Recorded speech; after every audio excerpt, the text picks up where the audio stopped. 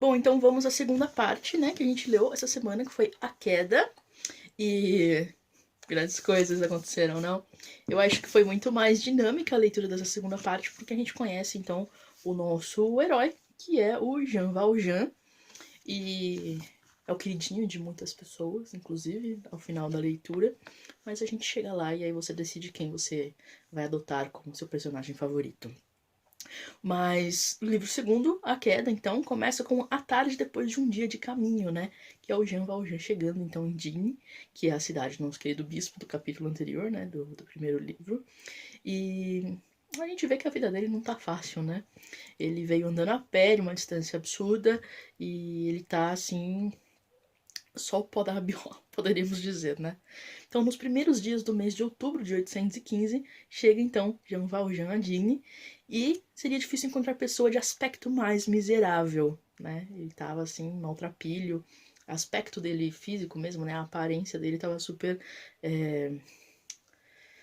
Enfim, ninguém daria muita atenção para ele, já olhando para ele, né? Imagine descobrindo quem ele é, que a gente vai descobrir nas próximas páginas. É muito curioso que aqui a descrição dele é de estatura mediana, musculoso, robusto, em pleno vigor da idade. Poderia ter de 46 a 48 anos. Mais pra frente a gente descobre que ele tem 46. Mas eu fico muito curiosa a respeito das idades dos personagens, porque na França do século XIX, eu acho que a expectativa de vida não era muito mais do que 50 anos. E esses personagens do Victor Hugo são bem velhinhos, assim, por essa expectativa. Então eu fico um tanto assustada, assim, surpresa, na verdade, com isso. Tentei procurar a expectativa de vida nessa época, entre 1800 e 1900, mas eu não consegui localizar. Então eu vou continuar minhas buscas, mas acho incrivelmente curioso. Enfim, Jean Valjean chega, então, em Digne e vai andando. É muito curioso também essa primeira parte. É bem passageira, né? Bem rápida. Mas de como Victor Hugo descreve, na verdade, a chegada do Jean Valjean. E ao mesmo tempo ele faz um paralelo com a chegada do Napoleão, né? Quando ele volta da ilha de Elba. Então, do primeiro exílio dele, ele volta para reassumir o seu lugar como imperador na França. E aí ele passa por Digne e lá tem uma série de episódios, assim, acho que são bem breves, mas que a cidade é importante para essa volta do Napoleão. Eu achei curiosíssimo ele fazer esse paralelo dos dois novamente, contando a história dos personagens, ligando completamente à história da França. E aí Jean Valjean chega e vai parar então primeiro numa estalagem, né, a mais bela de Digne, que é a La Croix de Colbas. E lá ele chega. O dono da hospedaria, ouvindo a porta se abrir e entrar um novo freguês, disse sem levantar os olhos de seu trabalho: O que deseja o senhor? Comer e dormir. Nada mais fácil. Nesse momento voltou-se, observou de alto a baixo o aspecto do viajante e acrescentou, pagando, é claro. E aí de novo a aparência, né? A gente já sabia que ele tava maltrapilho, e aí só pela aparência ele já é julgado novamente. E esse dono dessa hospedaria acaba mandando um garoto de recados na polícia para ver quem que é esse viajante que chegou, né? E ele descobre que ele é um esforçado e expulsa da hospedaria. Logo que ele tá saindo, o narrador diz que as pessoas humilhadas não gostam de olhar para trás. Elas bem sabem que a má sorte as segue de perto. Em seguida ele vai numa taverna, que também é um albergue, né? E aí, de novo, acontece a mesma coisa. Que deseja jantar e dormir, tá bem, né? Tem aí, tá à vontade. E a sopa tá quase pronta, mas aí tem uma pessoa lá na taverna que tava na hospedaria e viu a situação e como ele foi expulso e tudo mais. E denuncia, e ele é também expulso dessa taverna. A hora que ele sai, as crianças até jogam pedras nele, né? Enfim. E aí ele sai de novo em busca de algum lugar para dormir. E ele passa por uma prisão, pede abrigo, e também na prisão ele é rejeitado, mandam ele embora, a não ser que ele cometa um crime, aí ele pode entrar. E ele vai numa casa de uma família onde ele também é rechaçado, né? Eles já sabiam que tinha uma pessoa vagando pela cidade, as notícias correm bem rápido. E enfim, ele chega numa casinha de cachorro, onde ele também é enxotado pelo cachorro. E vem o ápice de como ele também se sente nessa situação, né? Sou ainda menos que um cão. Então, assim, ele chegou no fundo do fundo de desprezo pela sociedade, né? Ninguém dá nada para ele, ninguém leva ele em consideração, ninguém nem olha para a figura do Jean Valjean. Ele deita então num banco de praça e aí uma senhorinha sai da igreja e diz pra ele, pra mim é um dos melhores diálogos dessa cena: o senhor já bateu em todas as portas? Em todas. Por acaso já bateu naquela? Não. Experimente. É um desafio, né? Um tom de desafio. É maravilhoso. Eu adoro. Experimente. O Vitor Hugo tem muito disso, né? É quase um diálogo teatral, né? Ele tá pronto para ser encenado. Vou falar um pouquinho mais sobre isso mais pra frente, mas eu acho genial. A gente tem então um capítulo curtinho, que é onde a Magloire, que é a moça de companhia da irmã do bispo e também a empregada ali da casa, né? Ela faz tudo, na verdade. Ela tá querendo convencer o bispo a colocar as trancas de volta na porta, que ele tirou lá no começo, né? Quando ele dizia que a gente não tinha que temer os bandidos, nada, a gente tem que temer as coisas que prejudicam a alma, né? E aí eu acho curioso que, assim, nessa parte, diz que às 8 horas o bispo ainda trabalhava, né? Quando a Magloire entra e pega os talheres para pôr a mesa. E aí ele vai jantar e tem toda a conversa. E a gente vê lá no comecinho que o Jean Valjean chegou na cidade uma hora antes do anoitecer. Então, sei lá que hora anoitecia ali, se era às 4 horas, às 6 horas. Mas não se passaram tantas horas assim. Mas a cidade inteira já tá sabendo que tem um forasteiro na cidade e que ele é um esforçado, né? E aí a mulher tá lá falando pro bispo, e aí de novo, a cena teatral é genial. Ele coloca sempre no finalzinho do capítulozinho, né? Ela tá falando o seguinte pro bispo: nós sempre dizemos que esta casa não tem segurança nenhuma. Se Sua Excelência permite, mando avisar Paulin, o serralheiro, para que venha repor os trincos que estavam na porta. Estão todos guardados. É um instante. E digo mais: é preciso repor os trincos, Excelência. Não só por esta noite. Onde já se viu a porta que se abre pelo lado de fora como uma simples taramela? Ainda por cima, Sua Excelência diz para todo mundo que pode entrar, mesmo durante a noite. Meu Deus! Para isso não é preciso pedir licença. Neste momento bateram com força a porta. Pode entrar, disse o bispo. Gente, outra cena, assim, para mim isso é teatral, assim, ela tá pronta para ser encenada. E também diz muito do texto do Victor Hugo, né, que escreve Os Miseráveis, né, publica, na verdade, eu não sei bem que dia eu não vou saber mesmo, mas que data ele começa a escrever, eu vou procurar depois. Mas o livro é publicado em 1862, o Victor Hugo já tem 60 anos, então ele já tem uma carreira e já é conhecido como escritor, apesar de ser principalmente reconhecido por poesia e teatro. Então faz todo sentido essas cenas prontas aqui. É genial, assim, tudo isso é só pra dizer quão genial é Victor Hugo, tá bom? Mas é isso. E aí quem tava na porta era o Jean Valjean, né? Ele chega, ele se apresenta e ele já é muito sincero, diferente do que ele fez anteriormente, ele resolve, né, chutar o balde. E ele fala que ele é um esforçado, que ele esteve nas galés por 19 anos, 5 por roubo e arrombamento, 14 por haver tentado fugir 4 vezes, e que é um homem muito perigoso. É muito curioso ver como ele mesmo se considera perigoso. E se a gente for ver o crime dele que a gente descobre mais pra frente, eu pelo menos não consideraria ele perigoso de forma alguma. Mas ele também se vê dessa forma. Ele fala que todo mundo expulsou ele, e onde já se viu esse homem, porque ele não reconhece o bispo como um bispo, então ele, né, onde já se viu esse homem me dá abrigo, né? Tem uma parte aqui sensacional, que a expressão do seu rosto, até então sombria e dura, encheu-se de admiração, de dúvida, de alegria, tornou-se extraordinária, fosse a balbuciar como um louco, como um pequeno ato, né? Quando você acredita em alguém, dá um voto de confiança nessa pessoa, ela acaba, talvez seja o que ela precisasse para ter um fio de esperança na vida, né? E isso tudo vai discorrer agora até o final dessa parte da queda, né? E é curioso essa coisa que ele não reconheceu o bispo como um bispo, né? Muito significativa também, porque logo em seguida ele diz pro bispo, né? Eles começam a conversar, e ele diz que viu um bispo uma vez. E que esse bispo disse missa no meio da prisão, num altar, com um funil dourado na cabeça, em pleno sol do meio-dia, como aquilo brilhava. Nós estávamos enfileirados nos 3 lados da prisão, com os canhões de morrões acesos bem à nossa frente. Não víamos quase nada. Ele falou, mas estava muito longe, e não entendemos patavina. Isso é que era um bispo. Aqui a gente vê uma série de coisas, né?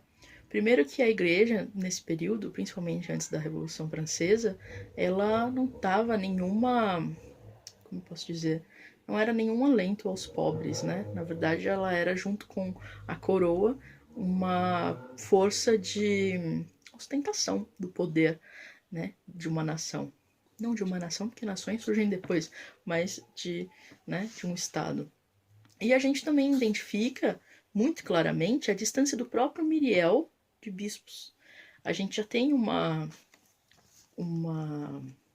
parte aqui na página 93, na parte do bispo mesmo, onde a gente percebe que o Miriel é um bispo à parte, ele não condiz, o comportamento dele, o modo de vida dele, não condiz com a igreja naquele momento.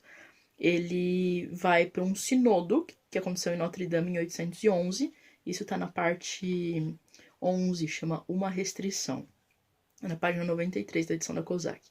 E aí ele diz assim, quando ele encontra os outros bispos: que belos relógios, que ricos tapetes, que bibliotecas formidáveis, mas como isso tudo deve ser incômodo.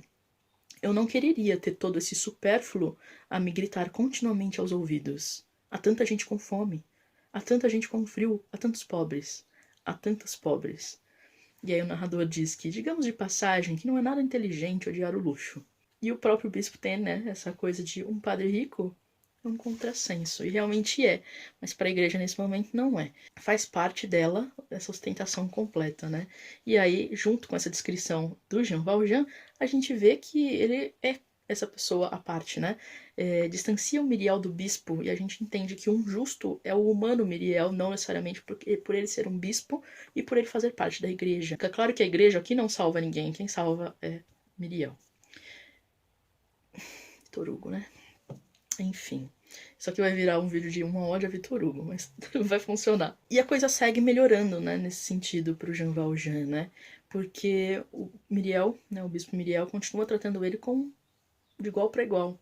Chama ele de senhor e ele fica muito assustado com essa consideração dele. E por isso também ele considera que ele não pode ser muito mais que um vigário, porque, né, onde já se viu. E essa coisa de a ignômia tem sede de consideração. É muito curioso porque isso acontece até hoje, né? Quem quer ser ignorado? Todo mundo quer ser notado de alguma forma por alguém. É meio que como a nossa existência depende de que alguém note. A gente existe quando a gente percebe que pessoas percebem que a gente existe, sabe? E essas pessoas que ninguém olha, que todo mundo rechaça sabe? É uma coisa que acontece até hoje com moradores de rua, com desempregados e uma série de pessoas. E a gente pode fazer uma lista gigantesca. E a gente vê que essas pessoas, quando são notadas, se sentem novamente um ser humano, novamente uma pessoa. E aí, mais pra frente, quando o bispo sentado ao seu lado tocou-lhe docemente a mão. Isso, então, o toque ainda mais, né? Esse reconhecimento de, olha, você tá aqui, você existe, eu tô vendo que você existe. E é muito de uma devolução de humanidade, né? Isso é necessário e, enfim, é triste, né? A ausência disso é muito triste. Enfim, eles conversam, o bispo lembra, né, que o Jean Valjean tá dizendo que vai para Pontarlier, e ele diz que passou lá um tempo, né, depois que durante a Revolução a família perdeu tudo, ele passou um tempo por lá, até se recuperar e ir para a Itália. E aí todos se preparam para dormir, né? E aí o bispo coloca ele para dormir no cômodo ao lado, né? E ele, esta agora, francamente, o senhor me acolhe e ainda me deixa dormir ao seu lado, né? E aí ele fala se o bispo já pensou se ele é um assassino, né? E ele diz que isso compete a Deus. Então ele acredita sim 100% na providência divina. É muito curioso esse bispo. E aí, Jean Valjean, né? A gente, no capítulo 6, vai conhecer, então, de onde veio, quem ele é, como ele nasceu, né? A gente vai saber um pouco da história dele, de por que ele foi preso. E por que esse destino maluco dele aí, de vários anos de prisão, 19 anos de prisão. Então, ele era filho de camponês, nasceu em Brie, ele podava árvores. Ele era uma pessoa bem simples e ajudava a irmã, né? Que tinha 7 filhos e era viúva. Até que ele rouba um pão para alimentar essas crianças no inverno e é preso. E aqui também tem uma parte muito curiosa que na página 146, que o narrador tem uma testemunha, né? Ele diz assim, ó, um antigo carcereiro da prisão, atualmente com quase 90 anos, de novo, uma pessoa super velha, né? Curiosíssimas. Lembra-se ainda perfeitamente deste infeliz, ligado à extremidade da quarta corrente, no ângulo norte da prisão. Estava sentado no chão, como todos os outros. Parecia nada compreender de sua situação, a não ser que era horrível. Talvez sua imaginação de homem completamente sem cultura percebesse também o exagero da pena que lhe fora imposta. Ele pega 5 anos pelo pão, né? E depois a pena vai aumentando. Enquanto a golpes de martelo rebitavam a cavilha de sua gargalheira, o ferro no pescoço, né? Ele chorava. As lágrimas o sufocavam, impedindo-o de falar. De tempos em tempos conseguia dizer somente isso. Eu era podador em Faveroles. Depois, soluçando ainda, levantava e abaixava a mão direita 7 vezes seguidas, como quem toca sucessivamente 7 cabeças de altura desigual. E aqui ele fica lá e depois parte para Toulon, né, onde ele fica, acho que a maior parte do tempo, onde ele é a última fronteira da desumanização, né? Ele deixa de ser uma pessoa com um nome, ele deixa de ser Jean Valjean para ser o prisioneiro 24.601, né? Ele vira um número. É muito curioso porque essa cena do choro, esse choro dele de, né, de angústia de estar sendo preso e, enfim, talvez imaginar da sua própria injustiça, né, dessa pena absurda por um pão, vai ficar mais claro já já. Vamos seguir. A gente chega então no capítulo que eu acho que é o mais central, talvez, dessa parte, que é o 7, o âmago do desespero, e a gente vai entender um pouco de como o Jean Valjean se tornou Jean Valjean, né? Qual foi o processo dele dentro dessa prisão, desses 19 anos, que transformaram ele nessa pessoa que sai e é enxotada por várias pessoas, enfim, né? O narrador, e Victor Hugo, poderia apenas ter dito, né, que o Jean Valjean foi na casa do bispo, passou lá uma noite, enfim, depois, né, roubou os talheres e foi embora, mas não, ele faz todo esse caminho pra gente entender, né, todo o processo interno do Jean Valjean. E essa é uma coisa magnífica, né? É muito difícil. A gente pode tentar escrever isso, mas é muito difícil. Você conseguir externar em palavras dessa forma, como ele faz, principalmente nesse capítulo, a transformação de um pensamento, né? De uma pessoa, uma transformação interna de uma pessoa é surreal. Mas enfim, ele vai mostrar muito desse embrutecimento do Jean Valjean preso. Então ele diz assim, ó, a desgraça que também tem a sua luz aumentou-a.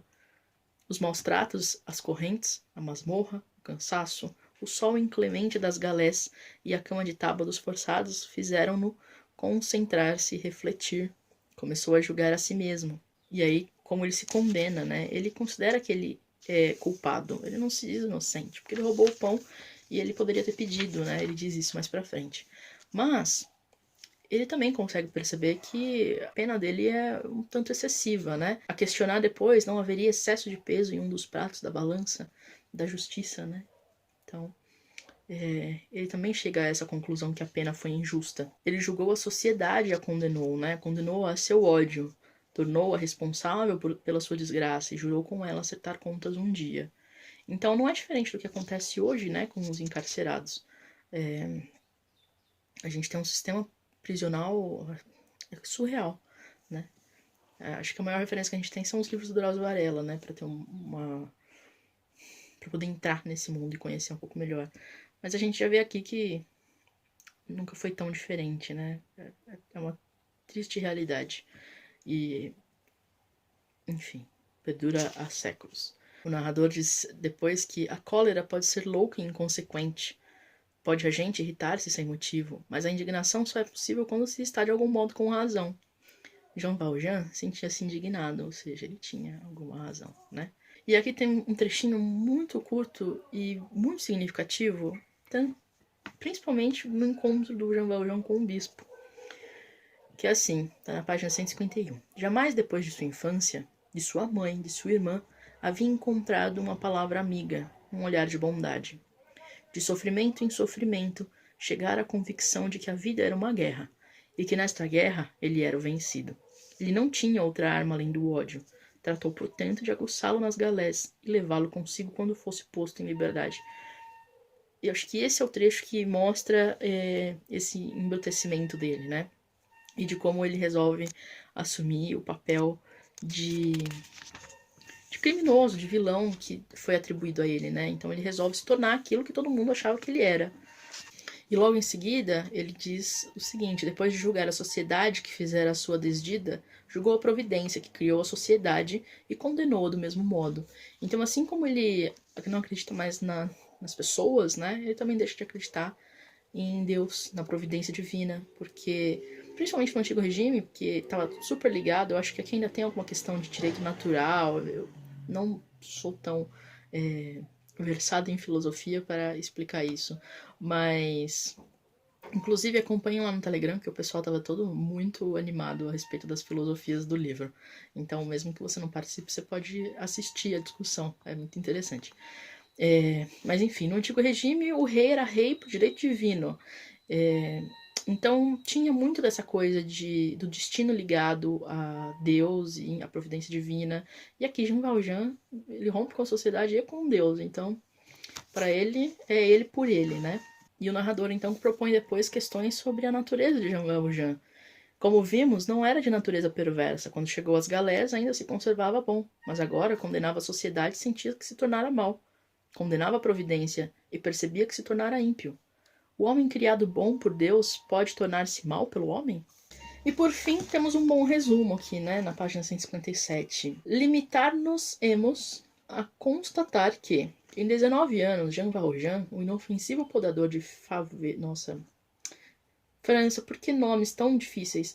Faverolles, o temível grilheta de Toulon, tornou-se capaz, graças à maneira como as galés o tinham amoldado, de duas espécies de maldade. Primeiramente, de uma ação rápida e refletiva, vertiginosa, instintiva como represália por todo o mal que eu havia sofrido. Em segundo lugar, de uma ação grave, séria, discutida conscienciosamente e meditada com as ideias errôneas que lhe dera a desgraça. Seus impulsos eram a habitual indignação, a amargura da alma, o profundo sentimento das injustiças sofridas, a reação mesmo contra os bons, os inocentes e justos. Quem é justo aqui? Pois é. Se é que essa gente existe. Nosso primeiro livro se chama Um Justo. A gente já sabe que existe. E Jean Valjean descobre aqui que ele também existe, né? Era o ódio à lei humana. O ódio que, se não fosse sustado em seu desenvolvimento por algum incidente providencial, quem será o incidente providencial de Jean Valjean, né? Se tornaria com o tempo e sucessivamente o ódio à sociedade, o ódio ao gênero. Victor Hugo. Ai, por que escreves tão bem? Enfim, ainda tem mais, não acabou, mas vamos lá. Como se pode ver, não era sem motivo que o passaporte qualificava Jean Valjean como um homem muito perigoso. De ano em ano, essa alma fora se abrutalhando mais e mais, lenta, mas fatalmente.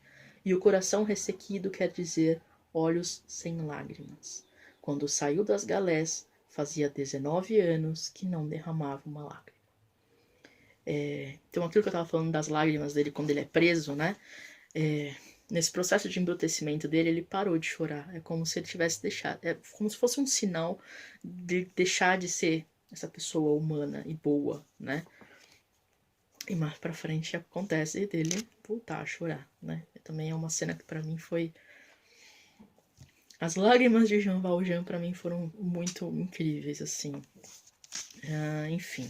A gente tem esse capítulo 8, que é a onda e a sombra, que é uma grande metáfora, que eu não vou usar entrar, porque eu, sinceramente, acho que é pra cada um, né? Dar o seu significado, porque é difícil, metáforas e coisas, mas eu vou citar a última parte. O mar é a inexorável noite social, onde as sentenças lançam seus condenados.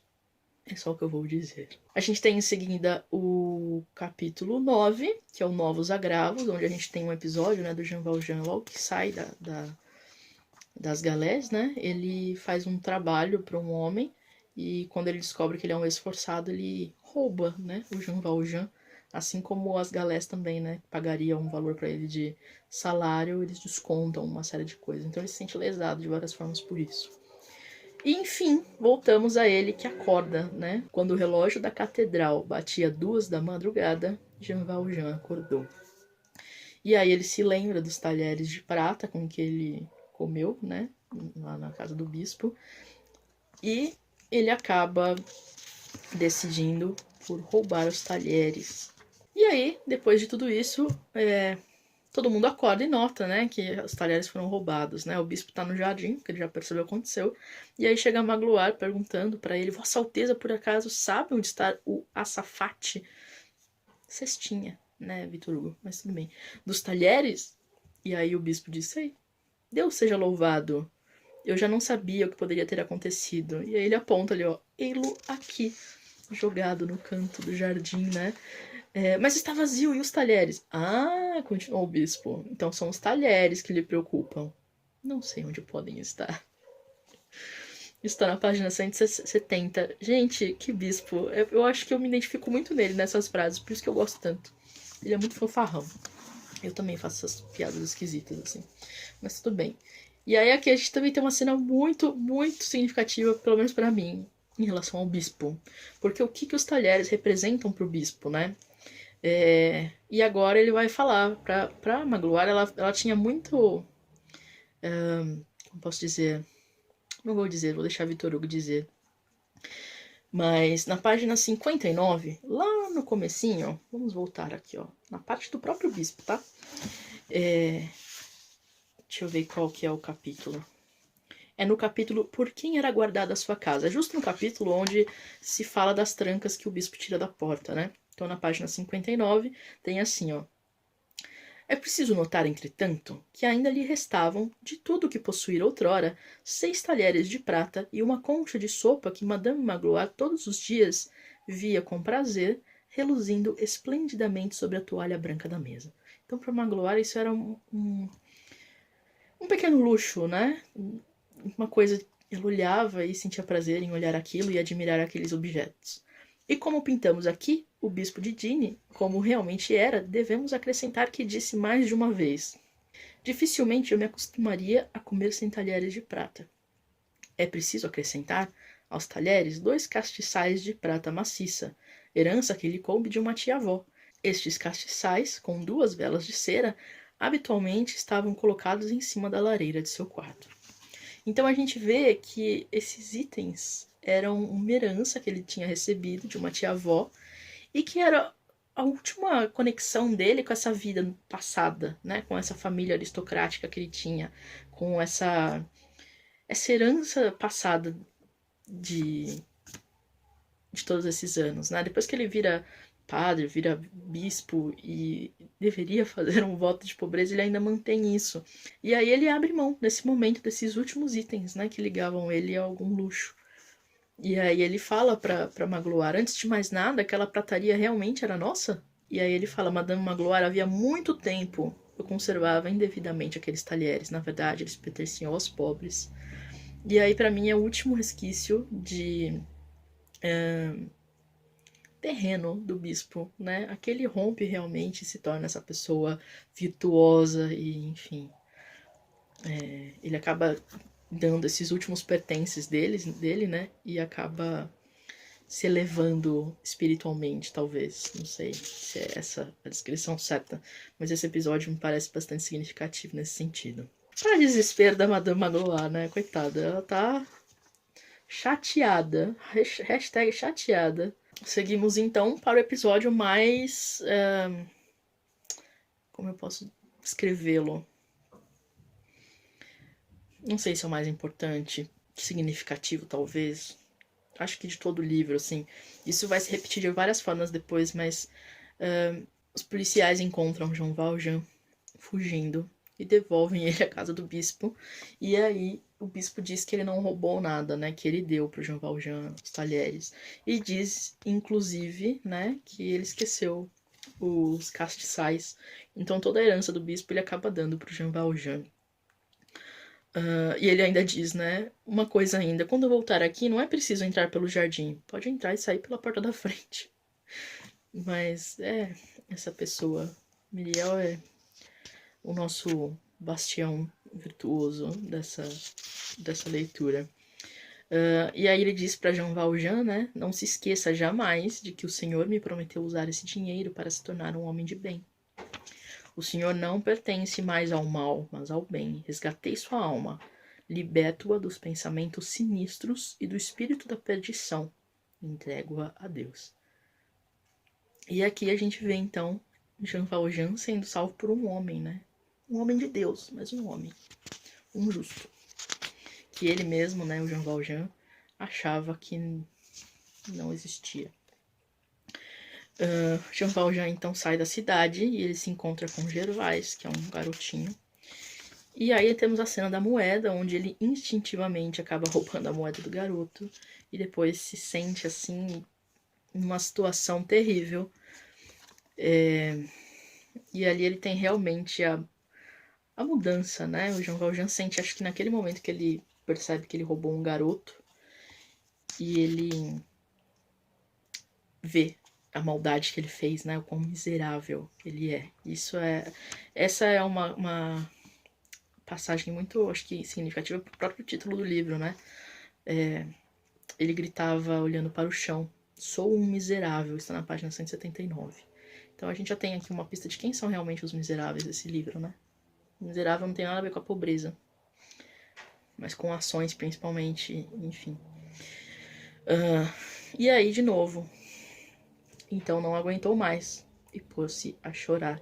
Era a primeira vez que isso acontecia depois de 19 anos. Pra mim é aqui que o Jean Valjean se recupera, né? Ele recupera a sua humanidade, volta a ser uma pessoa que acredita em si mesmo e que, enfim, vai tomar um rumo na vida, né? Logo aqui na página 79 ainda, tem embaixo: se cedesse, seria preciso renunciar ao ódio de que os outros homens lhe haviam enchido a alma e no qual ele tanto se comprazia. Dessa vez era preciso ou vencer ou cair vencido, pois a luta colossal e definitiva já havia começado entre a sua maldade e a bondade daquele homem. Na página seguinte, uma voz lhe dizia que naquele instante atravessava o momento mais solene de sua vida, não havendo mais para ele meio termo possível. Se ainda não era o melhor dos homens, tornar-se-ia o pior, sendo necessário então ou elevar-se mais alto que o bispo, guarda isso, ou cair mais baixo que o forçado. Se queria tornar-se bom, era preciso tornar-se anjo.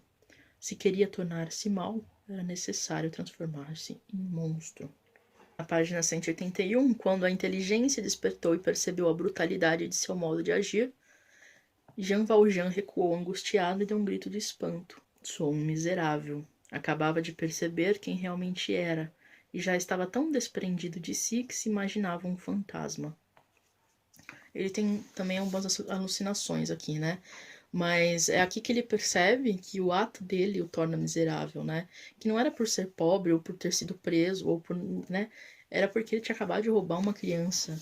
Tinha, né? E de novo, a miséria é o ato e não, né?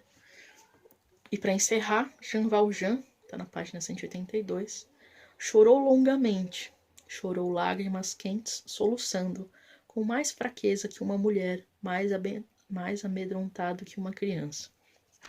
E aí a gente encerra essa parte e vai então para durante o ano de 1817.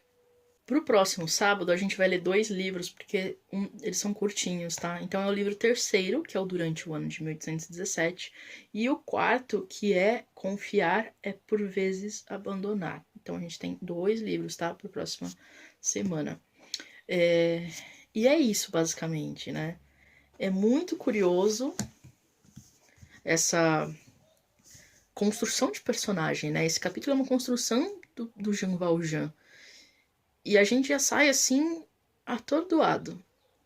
E só vem mais paulada nas próximas páginas, assim. Por isso que eu digo, tem muita gente se surpreendendo muito, né? Com a leitura, com a facilidade da narrativa do Victor Hugo. Não é difícil de ler o Victor Hugo. O que dificulta, às vezes, é essas digressões dele, onde ele vai falar sobre N coisas e as pessoas se sentem muito entediadas. E é por isso que existe, né, nos direitos do leitor, o direito de pular páginas. Apesar que você pode ler, mesmo sem saber, assim, se você não está interessado em esmiuçar a história da França, enfim, porque a gente vai entrar aqui no ano de 1817, vai ser um capítulo duro nesse sentido. Ele vai falar sobre o ano de 1817, vai falar principalmente de partes políticas, artísticas, enfim, ele vai falar de uma série de coisas. Vai ter página aqui que vai ter mais nota nessa edição da Kozak, que é um diferencial absurdo para leitura. Principalmente nesse sentido histórico, assim. Mas olha, essa página aqui, ó, 188. Isso aqui é nota de rodapé, isso aqui é texto. Então, é uma parte muito curiosa. E ler a edição com notas acho que vai fazer uma diferença nesse sentido. Mas não se sinta mal se a sua edição não tiver, porque você vai aproveitar da mesma forma e a gente tenta aqui, lá no grupo, passar as notas, enfim. Se você tem a edição sem notas, se apoie na Wikipédia, não tenha medo de ser feliz. Se estiver lendo no Kindle é ainda mais fácil, né? Porque você seleciona e ele já procura na Wikipédia o termo, a frase, o acontecimento histórico. Então isso também ajuda. Mas é uma coisa que... A única coisa que dificulta a leitura de Victor Hugo são essas questões. Porque a narrativa dele em si é muito, muito fácil, muito tranquila, muito gostosa de ler. É uma novela. As pessoas que têm dificuldades de ler podem ler alguns capítulos por dia, em vez que a gente está lendo um livro por semana. Agora a gente vai ler 2, porque são mais curtos. Mas pode ler menos, pode ler mais devagar, para ver se, né? Mas não hesitem, gente. Se vocês acharem que não tá dando para saber o que aconteceu tudo em 817, você pula. Eu permito. Sei que as pessoas acham isso um absurdo. Não é não. É uma história muito, muito genial e muito grande para você se perder por causa de um capítulo. Então, vale. Enfim. Eu lembrava, principalmente dos acontecimentos, né? Mas eu não lembrava dessa grandeza textual. Né? É muito diferente. Afinal de contas, faz 10 anos que eu li. Então... eu sou outra pessoa, posso dizer isso com todas as palavras, né? Mas é, assim, um outro nível de maravilhosidade. Então é isso. Eu queria aproveitar para mostrar para vocês... ele vai estar ao contrário, mas eu vou deixar na descrição aqui do IGTV o livro, tá? A Tentação do Impossível, Victor Hugo e os Miseráveis, do Vargas Llosa. Ele é um livro complementar. Ele não tá muito seguindo a ordem dos Miseráveis, então ele vai falar de vários temas que estão em diferentes pontos do livro. Então, se você nunca leu Os Miseráveis, eu recomendo que você leia esse livro depois de terminar. Se você já leu Os Miseráveis, acho que dá pra ler tranquilamente, já sabe o que vai acontecer e tudo mais. Então você pode... se você só assistiu o filme, eu também acho que é melhor você ler quando acabar a leitura, tá? Porque ele vai entrar em detalhes aqui. Não que você precisa saber dos detalhes, mas pode estragar alguma coisa. Alguma parte maravilhosa, como Os Gostos de Paris. Mas, enfim. É um livro complementar, onde o Vargas Llosa deu um curso desse livro em Oxford. E aí saiu esse livro aqui, que é um grande ensaio, né, sobre Os Miseráveis. E tem um livro que eu quero muito, que é a biografia do Max Gallo, do Victor Hugo, em 2 volumes, da Bertrand. E eu vou ver se eu consigo comprar pra gente falar um pouco sobre o Victor Hugo. Depois que acabar, aí eu faço um vídeo só sobre o Victor Hugo e a história da vida dele e tal. Então, para isso, por favor, usem o link da Amazon quando forem comprar coisas. E, para quem puder, tem o Catarse lá, você pode ajudar com financiamento mensal, né? R$5 para ajudar o projeto. E tem bônus, né? Você recebe umas coisinhas a mais lá. Então dá uma olhadinha. E é isso. Semana que vem, dois livros, tá? O terceiro, Durante o ano de 1817. E o quarto, Confiar é por vezes abandonar. Ok? Até lá.